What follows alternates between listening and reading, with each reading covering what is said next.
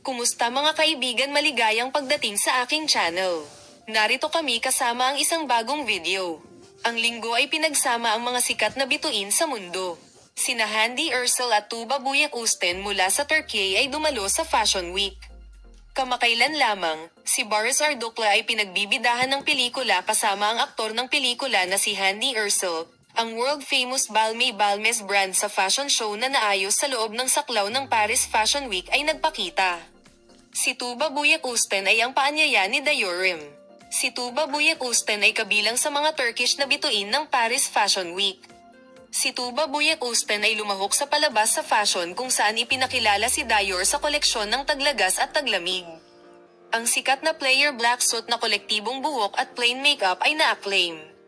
Ang Tuba Büyüküstün ay nagbahagi sa social media sa ilalim ng mga larawan, "Ikaw ay napakaganda, mukhang mahusay ka, may ibang sakit na muling kahanga-hanga. Bibigyan ka namin ng detalyadong impormasyon tungkol sa paksa upang makita ka sa mga bagong video."